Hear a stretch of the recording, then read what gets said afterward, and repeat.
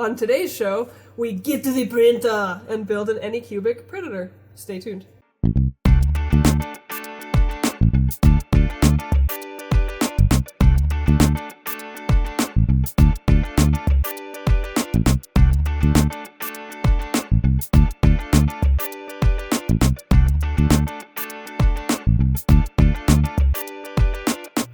Hi, welcome to The First Layer. I'm your host, Jess Corniching, filling in for Richard, who broke his paw. Poor thing.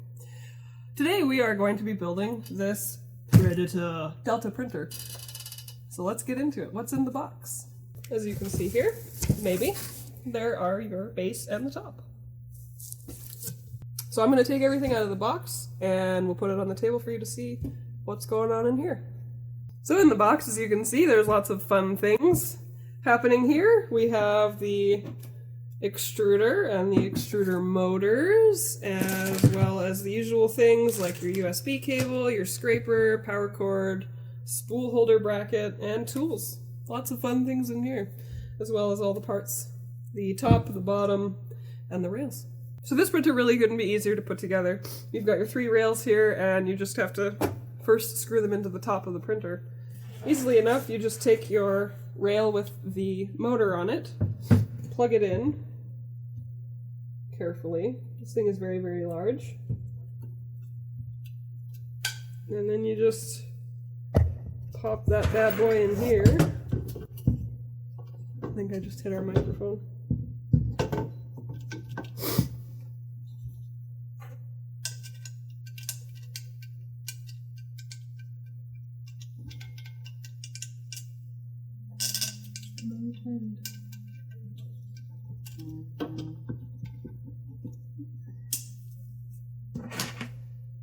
So you're going to want to put your screws through the holes first,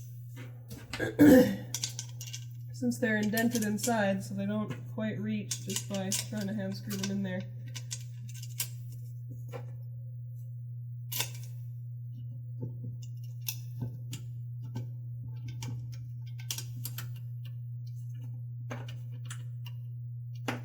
And if I could just get one started here, that would be fantastic.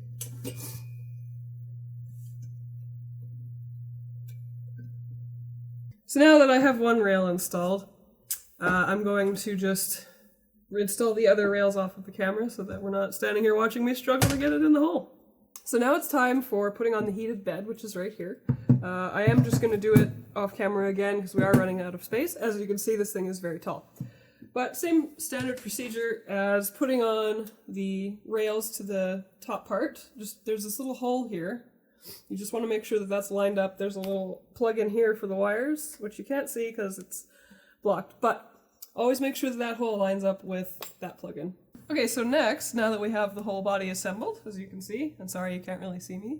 There we go. You want to take the heated bed cable and just run that up in the channel. It should just tuck right in there, nice and slick.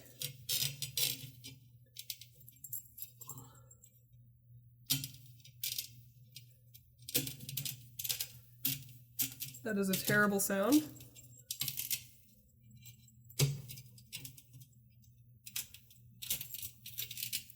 need to be in a better spot here. You're in the shot. That's okay. And then you just plug that guy right into there. And you're golden. And there we have it. Now you have a heated bed. Okay, so now we are going to start assembling the hot end.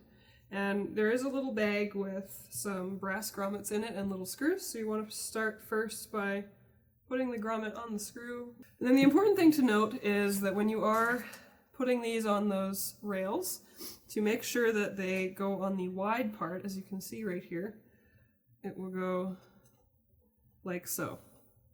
And then you just put your screws in and you're good to go. So now I'm just going to go around and connect the other bars and I will be right back. Okay, and now it's time to put on the extruder motor. There will be a little bag here with 3 little screws in it, and that is what we're going to use to adhere this to our carriage. So with the motor facing the back of the printer, you're going to just put this over that little hole there and screw it in. So next we're going to put in our filament runouts switch. There it is. Just want you to make sure that when you install it that the front is facing the front of the printer. And that just screws in right here behind this wiring harness. Okay, so now that everything is assembled for the most part, it's time to plug in all of our wires. So let's get down to that. You can see that they're all clearly labeled, so it is easy to install them.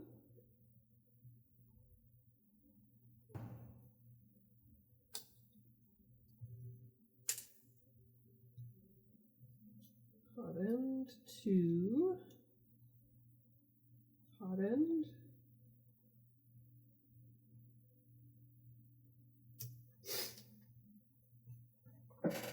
Fan 0 to fan 0.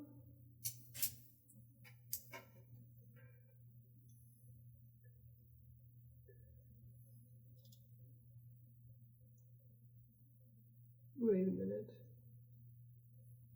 And now this is the last cable that we have to install. It isn't labeled, but it does go right here into our extruder. So now let's put the Bowden tube in here.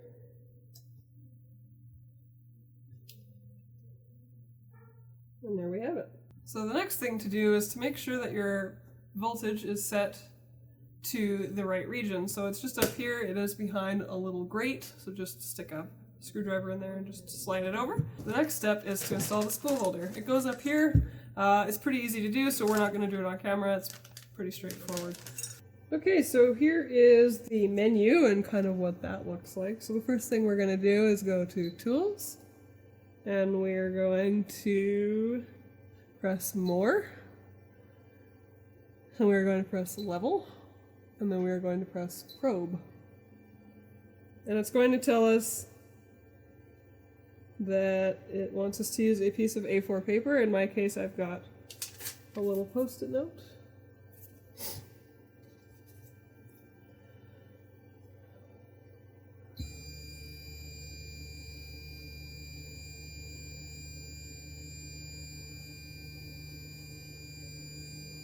So what we want to do next is lower this all the way down. So this is going to go down by 10 millimeters each click.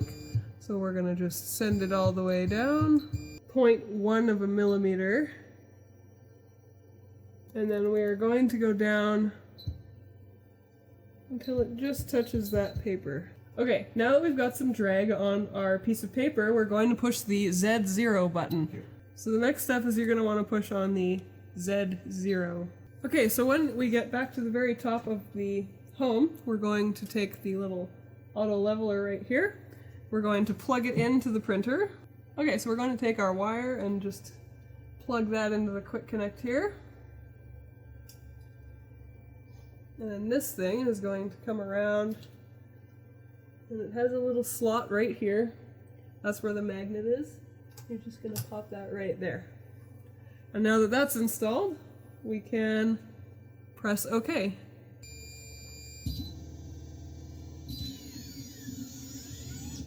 That sounded neat. That sounds so cool. Okay, so the next step is we're going to unplug the auto leveler first and foremost. Okay, so the next step is to pull the plug on the quick connect and remove the auto level sensor, and then we're going to use the menu and we're going to push level test G code, and we're going to print it. Okay, so as you can see by the filament everywhere, this is still needing some leveling to be done, so we're going to do some fine-tuning off camera and we will let you know what we did. So there you have it. There's our first look at the Anycubic Predator. Would I buy one? As a novice printer, probably not. There is still a lot more fine-tuning to get the bed to be perfectly level, etc. And when you cancel a print job, it goes up really fast and then it disables the stepper so the carriage falls down and you have to catch it, otherwise it'll damage it. So, personally, not a huge fan. I think it's neat. I think it's a really interesting machine, and it does have a massive build volume at 370 by 455 millimeters, so it's pretty substantial in build size. It only retails for $850 Canadian, so it's sort of in the same price range as a CR10. And with that said, that is our look at the Anycubic Predator. So now we have a couple of people to thank. First of all, we're going to thank Spool 3D for this wonderful space that they supply us with and all these cool printers. So if you need printers, filaments, accessories, and parts, go to spool3d.ca. Print it right, print it with Spool 3D. Another thing I need to do is thank my wonderful staff here. The host Richard is behind the controls today. There he is with his broken hand. Everybody wish him well, and you can send him coffee if you want, because we all love coffee. Don't forget to join us Saturday nights for our live stream at 7 p.m., where Richard and Brian will talk and answer your questions and have a drink. Why not? And with that said, it's time for me to quit my job being in front of the camera and go back to being behind it and pass the show off back to our lovely host, Richard. So, remember, the first layer is always your foundation to a great print. Have a good day.